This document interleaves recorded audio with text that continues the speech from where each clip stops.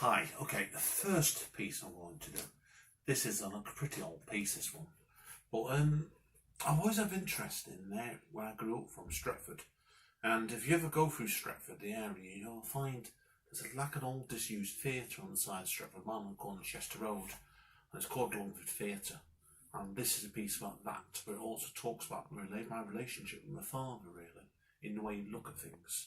So this is Longford Theatre. To me, it's always been a ghostly shell of the past, rotting on the side of Chester Road for more years than most people remember. But my father remembers it differently. He remembers it as a high-class place which featured shows by the Halley Orchestra when they got bombed at Manchester during the Second World War. I only remember it as a rundown bingo hall, with assistants who are clearly more interested in polishing their fingernails and working there. But my father remembers it differently. He remembers being told when he was a child the buildings were among the first in Britain to be illuminated by neon tube lighting. He remembers being told the foyer was floored in velveteen marble, and an auditorium that was decorated in tangerine with silver blue art deco, and still lists off with pride the major stars he was told performed there during their Sunday shows just after the last war finished. He remembers the internal decoration had done the holdings of Brook Bar that included a huge centrepiece, two huge murals that were on either side of the main stage, stated in colourful letters, music and dance, to contrast to the other, comedy and drama. He remembers being told it was opened on the 12th of October 1936 by the Mayor of Stretford, Albert Smith, and his father going to watch the first film screened there, Tudor Rose starring Nora Pilbeam. But to me, it's always been a ghostly shell of the past, rotting on the side of Chester Road, that last became a dodgy bingo hall in the late 1980s, before shutting for good. Even though my father remembers it differently. This next one isn't about anybody that I know, and I don't own the shed. It's called Absentminded. You forgot my name, calling out women until you got it right. One of them was your old flame, but it would be wrong of me to buy. You forgot my birthday, went out with your ex. Much to my dismay, was seen kissing at the multiplex. You forgot all the things I said, not once or twice, but 3 or 4. Then you spent the evening in the shed, because I locked the door. Then I forgot where I put the key. Honestly, I searched everywhere in between dinner and tea, but no longer had the time to spare. I forgot about you as days went by. I never went down there, unnerved by the strange cry. It's not that I didn't care. I forgot about you in the shed when the demolition began. I thought the screams were in my head. Burying you alive was never my plan.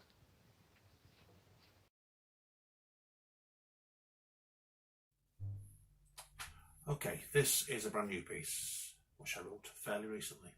It's called Hotel to Hotel, and it's a reaction to the news about the homeless problem at the moment with the coronavirus. Hotel to Hotel. 2 hours, the Guardian said. Some were told to go and get their stuff and go, but some found notes pushed under the door before they even got up. 360 hotels, the Guardian said. Travel lodges were closed to comply with the coronavirus measures, not even bothering to tell the people. Luke Hall, some found out, wrote to all the hotels in question, asking them to reverse their decision, but the damage is done. Stripping away people's hope who've been sleeping on the streets for days, weeks in their lives, and placed them there to protect them. Overnight, the Britannia would throw 100 people, Manchester City Council said, despite the government saying they must stay open if they were providing rooms to the homeless. Luke Hall, some got told, had wrote to the companies asking them to reverse their decision, but the damage is done. There were 200 sleeping in Heathrow Airport, not sleeping in central London after McDonald's and all the gyms closed like a row of dominoes. 200 people sleeping in Heathrow Airport, despite the government telling councils To make sure you have all rough sleepers settled within a week, on the 27th of March 2020. Luke Hall, some found out afterwards, and wrote to the hotels that did this, asking them to reverse what had happened, but the damage had already been done. It doesn't always have to be this way.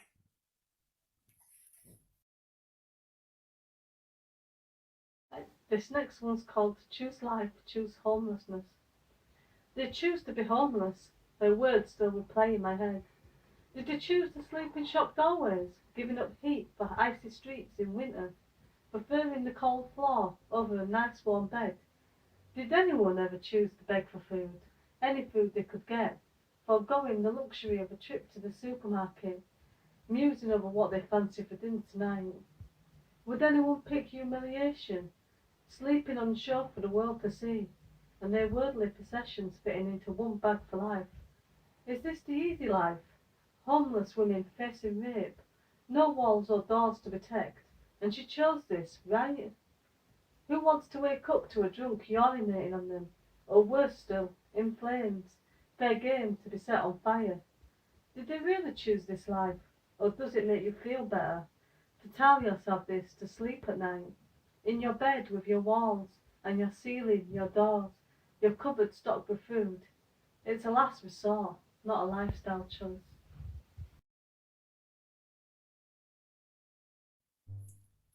This next piece is from my third book, Birth of Autumn, and the piece in question is called Ghosts into Negatives, Dreams of Brazil, 1995. And this covers my travelling around Brazil when I went off around there for quite some time back in that period. I still dream of their tiny star faces in Rio, huddled together in a frightened procession underneath white plastic sheets and dirt-fled streets, and kicked wildly into the back of piss-stained vans. Bus journeys and hiding underneath seats when bullets laced the bus whenever it stopped for a few seconds longer than it should have done in the wrong neighbourhood. Parties across the coastline of Sao Paulo, where I worked at a bar for 2 weeks, barely able to speak a word of Portuguese and sleeping little more than 2 hours a night. I still dream of Brazil, losing myself in memories, splashing away in white-tinted oceans at midnight, over 20 years after I left the cenotals of poverty, tethered to trees to the endless beaches. Across autumn fields brushed in burnt grass, and sudden violence as sequenced light, smearing the beauty into darkness, and the ghosts in the vans into negatives. This is an old one from my first collection, Love, Dates and Other Nightmares, and it's about the most embarrassing date I've ever had. It's called Playing Dead. You took me to a crowded bar. We sat near a table of your workmates. I already knew this wouldn't go far. Why do I always end up on these dates? You told me that you write too, then began to read your novel out loud. What else could I do? You seemed so proud. Your workmates threw me looks of pity as they looked knowingly in our direction. I could never show my face again in this city. You spoke in fake accents until the final section, then came to the end, your main character shot dead. You even made the gun sounds, then fell to the ground. I took my chance and fled, hoping I'd never see you around.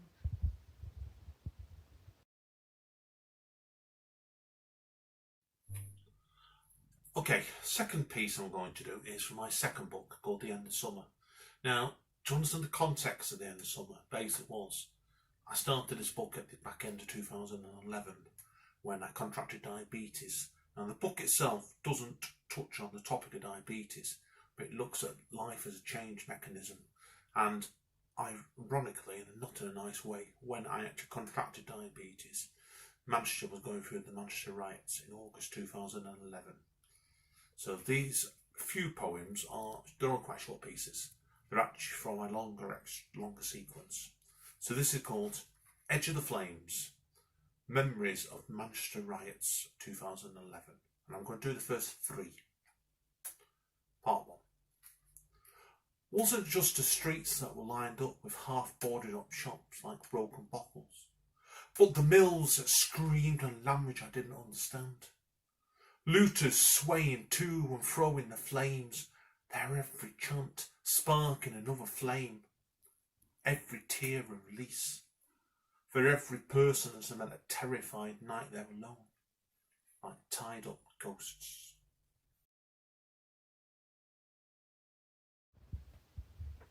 Right, this is slightly out of season, but it has a housing theme to it. It's called Santa Claus and a Lack of Affordable Housing. This isn't a happy story about Christmas and candy canes. It's about Santa and Rudolph falling on hard times. Be prepared for a bleak ending. Heating a house in Lapland and feeding thousands of elves became too expensive for Santa. It wouldn't be so bad if they would eat the food from the budget supermarkets with 4 letters, but they seemed to have an aversion to it, projectile vomiting it everywhere, even after Mrs. Claus cooked it and presented it to them, claiming it was one of the big brand names, the one that's supposed to make you fart a lot. Santa's only option seemed to be to move to England. Someone in a pub told him all about affordable housing. How much? He asked, spitting out his mince pie on hearing the true cost of buying a home. He only wanted a 1-bedroom house for himself and the missus, and a garden for Rudolph. He had already sold up, so had no choice but to stay.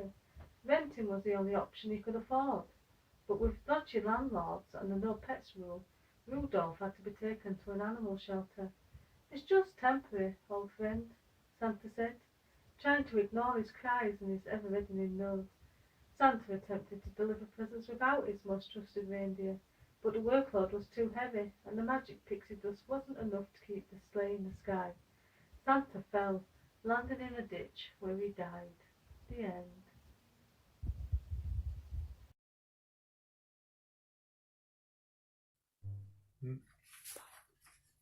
The Memories of Manchester Riots, Edge of the Flames, Part 2. Wasn't just the mills that were dead, or the pubs that were boarded up stinking with the smell of an overactive bonfire, but the smog that tied itself up around the city centre like a Trojan horse, and the looters merging in the shadows with fireballs like forbidden lovers. The looters who breathed white-hot flames with the rage of splattered hammers, leaving not just the mills which were dead, but another generation walking across rubble like confetti skeletons. This is about my childhood holidays in Blackpool. It's called Washed Out to Sea. Dirty seas you used to wade in. Nobody ever told me the sea was polluted, or about crabs waiting underneath. So I waded too, just far enough where I could still stand. You did tell me any further and I'd be washed out to sea. Rides at the pleasure beach, roller coasters where I was nearly sick, and Halloween when I dressed as a witch, long walks on the promenade, heavy winds sending a tide over the road. I clutched onto your hand. Again I feared I'd be washed out to sea. In amusement arcades, I had to change 10 pences into 2p's, slotting them in one after the other until they were gone and no more dropped out. You would give Mum money and she'd win all the bears. One of them accidentally got washed out to sea. Now I look back, I wouldn't want to wade. Crabs might nip at my feet. If the water didn't turn me radioactive, I no longer ride roller coasters. I can't get arcade machines to relent, and I still worry about being washed out to sea.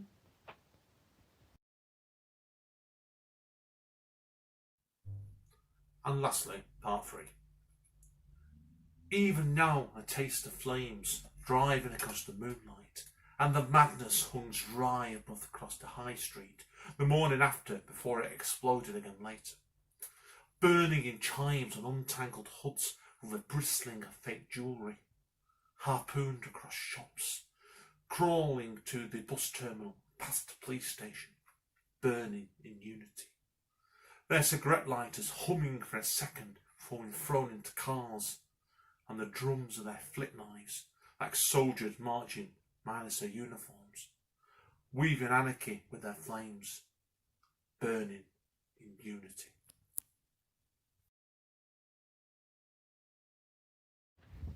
This is from my Pieces of Me book. It's called Dispatch the Sheep. It's time to dispatch the sheep. count us while we snooze. Hope that we never wake up and hold you accountable. Take our skin and use it to keep yourselves warm. Smother us in mint sauce. Tell us it's for our own good. Cover us with lies so we can't see. The others are being eaten alive. We allow ourselves to be herded when a sheepdog arrives. Back to our little pens, shut up inside. We could all escape the oncoming slaughter, but we choose to be blind. Now it's time to dispatch the sheep.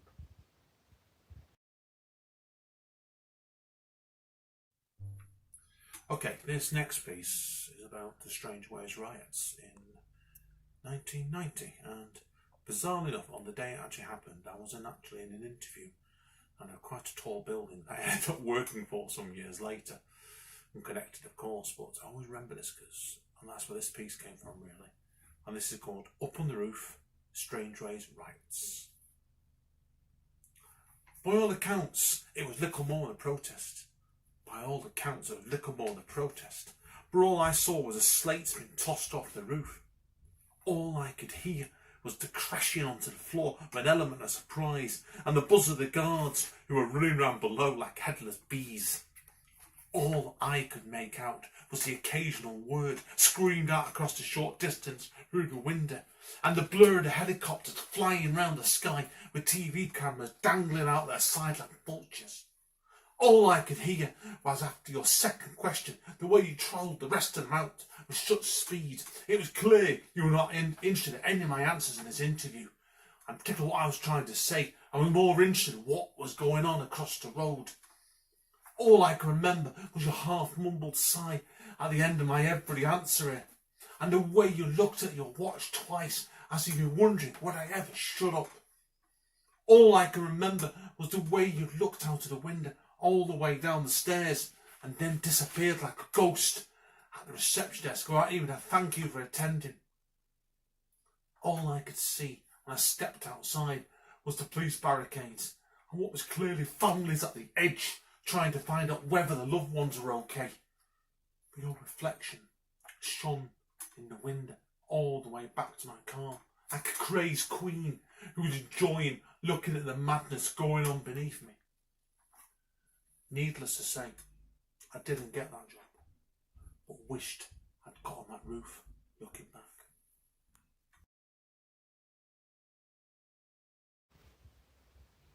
But this is one that I wrote last August, and it actually got accepted for publication quite quickly, but then I've been waiting since then for it to actually be published. It's called Out of Line. They say you're out of line if you step out of line, even if you don't know what you're waiting for. They put the weight of the world on you, whether underweight or a little over, undernourished, whether in body or soul, pushing you over the edge to be who they say you ought to be. Get the right clothes and body shape. Listen to the right music. Don't step out of line. We are all waiting here for something better. But we're in the wrong place, trying to make sense from lunacy, told we don't fit the mould, or the clothes we force ourselves into, like the lives we impose upon ourselves, until one day the tightness is just too much. The desire to exhale overwhelms, not slowly, but all at once. It's all just too much, and everything spills out, like the overindulgent weekend, only much worse. They say it's our fault when our thoughts come spilling out, our true selves pour out, resentment from years of being pushed down, relabelled as out of line. But this only started back when we were forced into line. If only we could just be ourselves, individual, not causing harm to anyone, instead of being moulded against our will, missing chances, told we're too young, too young, too young, then too late, we're too old. Missing chances by waiting for the right time, for everything to just fall into place. The truth is, unicorns aren't real.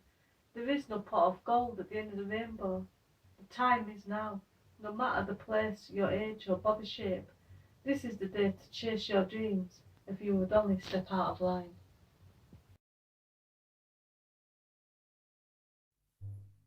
This next piece is from my second book, The Birth of Autumn.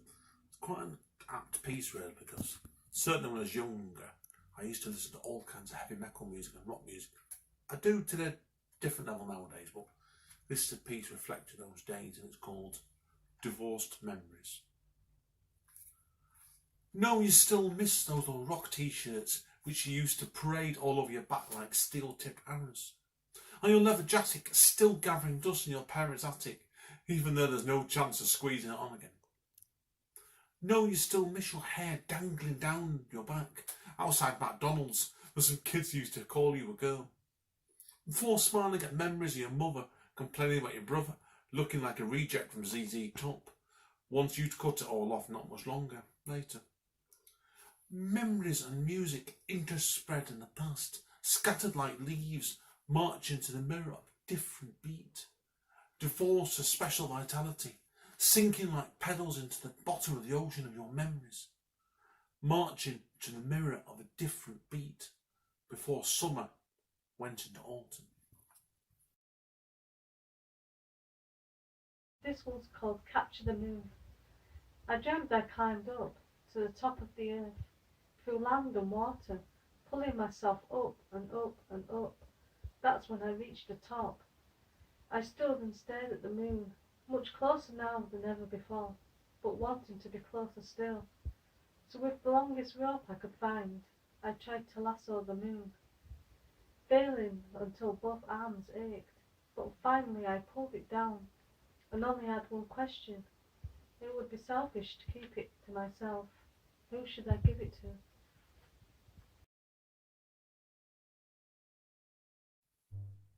Okay, the next few pieces I should say, are from my current book. It's just come out called The Streets Were All We Could See.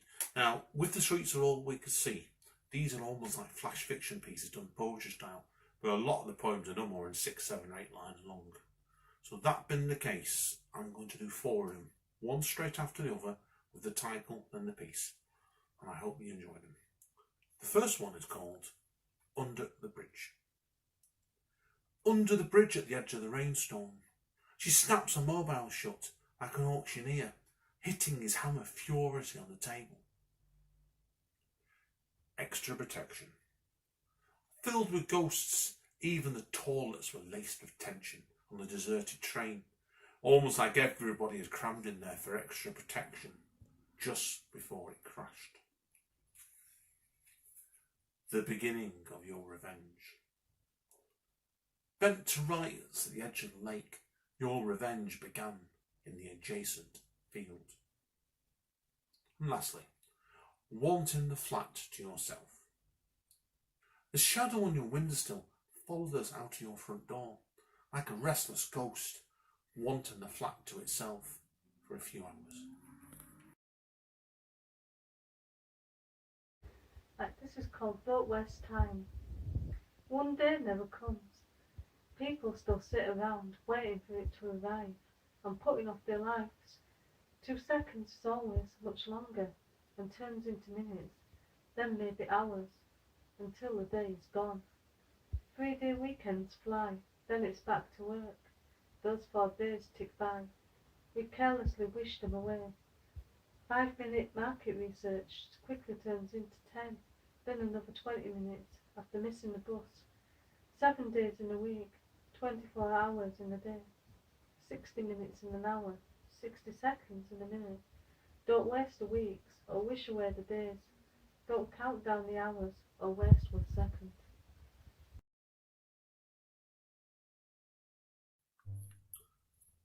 Okay, the next piece is called Changing Career in Your Dreams.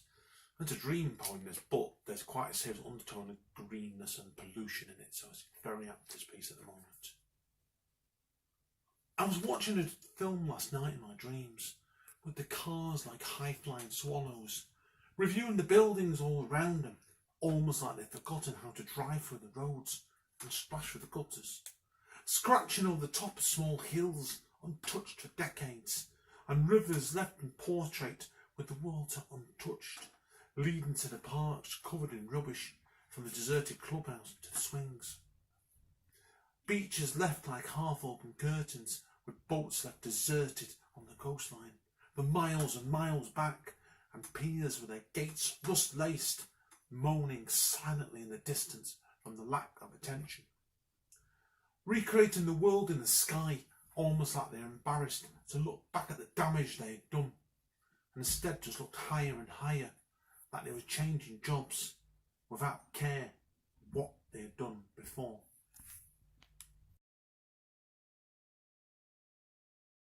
This is the first poem in my collection Pieces of Me. It's called Pigeonhole. You can be anything you want, they said, throwing falsehoods at her. Freedoms of youth of a path yet unlived, not even written yet. But when she tried to follow her dreams, they said slow down, time is on your side, and knowledge only comes with age. You'll learn. And she did learn that time is against us all, slowing down when inspiration is fighting to move us forward, can only still our dreams. She discovered the way people file you away, in boxes attaching labels, insisting you can only be this or that. Pick one, you can't do everything, but why not? We are all more than one thing. Why limit ourselves if the inspiration takes hold and leads to expanding who you are? Why fight it and force yourself into a pigeonhole? You are not a pigeon. Hi guys, Andy and back in the living room sessions again. Going all the way back in time now. Again, yeah, I seem to get into this mood sometimes with this book.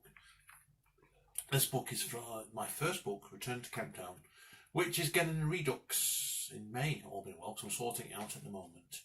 And this is a poem from the original press. This will be in the new book. And this is a true story. Conversation on the train. He started off by saying he was born on Friday the 13th, before changing his mind halfway to the 1st of April with a confused grin. He then carried on by saying he could trace his family back on one side to bloodthirsty pirates in the sea just off Cornwall, and a line of kings from some forgotten kingdom on the other. He said his brother worked as a knife thrower in a Russian circus, and his sister worked at the head of the Secret Service in the middle of Bolivia. His parents both worked for the Australian Embassy before they retired, and now last time we heard from them, they were setting up a penguin rescue centre at the South Pole. But what about you, I asked. I bet you're a traveller like Jack Kerouac. I work at Tesco's.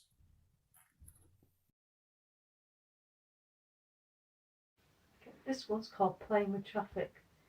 I thought you might be the light at the end of the tunnel, but I got hit by the train on my way to you. And as I lay here on the tracks, I know somehow I'll find my way back. I foolishly thought you might become someone, something, somewhere, but you're nobody, nothing, nowhere. I could never find the real you. My thoughts betrayed me, left me unguarded and unprepared. You're the train that hit me when I was running from the cars. It's better not to think, to trust, to hope, to believe. So tired of running through one-way traffic, neither direction is much fun. Holding on to speeding trains won't save me now. I should just walk instead, so I don't lose my grip and fall off, and end up part of the train wreck. Hi guys, Andy here again, live from the living room sessions. Another poem tonight from my third book, The Birth of Autumn.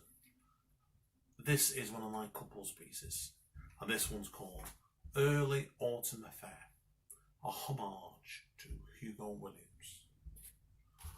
Why don't you ring up your job, Sarah, and tell him your stomach is off?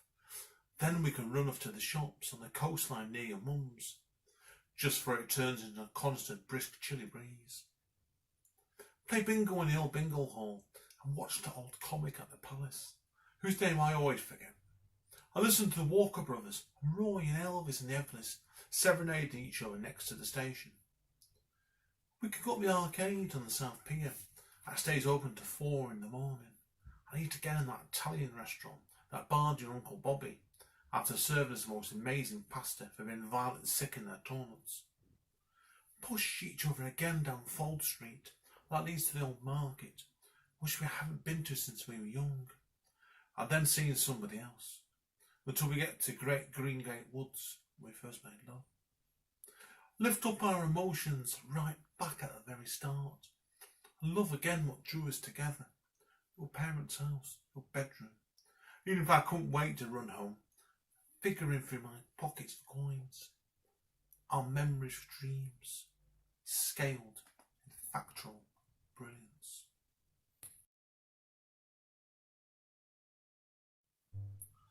Hi guys, Andy yet again, live from the living room sessions.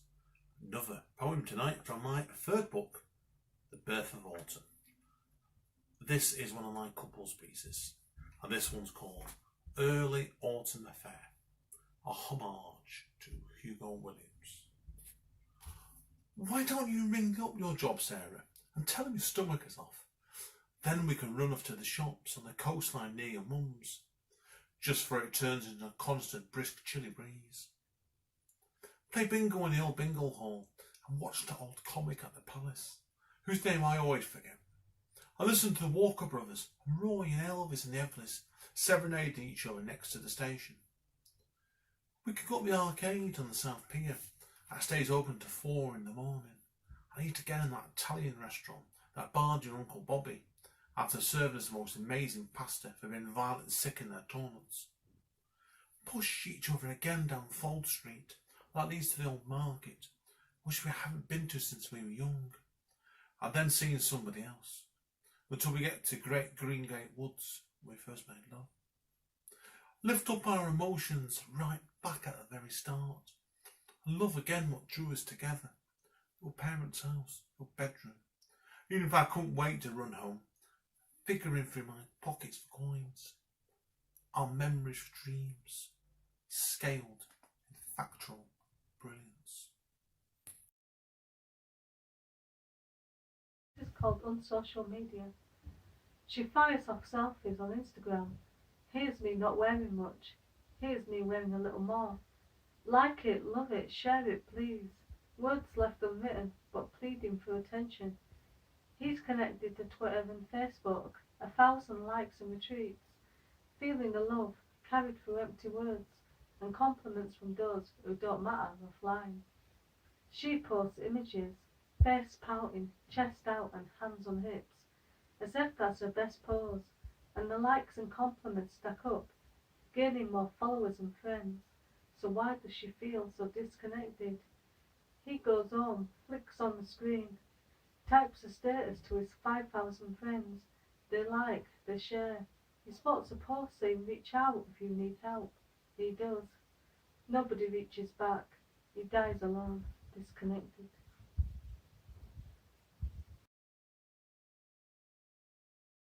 Okay, this is a piece about my uncle, because about 10 years ago I found out some quite details about how he actually sadly passed away in the Second World War, and it meant a lot to me because it's something that still means a lot to me to the very day. So this one's from my uncle, Percy. That's simply called Percy.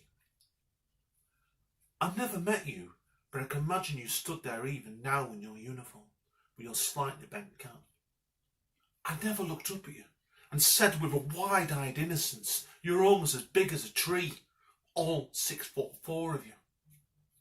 Never served beside you in the mud in Burma, which must have been hell to crawl through, before being transferred possibly against your choice to India, where I like to think you imagined you were an explorer stepping into the unknown. Never marched alongside you every morning and at night as part of the Fusiliers, or drank a beer with you on the rare occasion you managed to rest. I wasn't there when you went back for that final time. Never heard you say, I'll write soon, when your letter only arrived after you had gone. I was told you died like a man, leading your men into the gates of the machine guns, which cut you down like the charge of the Light Brigade, and passed on so others lived to fight another day. I never met you, but I can imagine you stood there in your uniform, even though we never met. But I can taste your thoughts right up into the end, into the embrace of shadows. Percy Henry Nicholson, my uncle, 1918 1943. Percy Henry Nicholson, 1918 to 1943.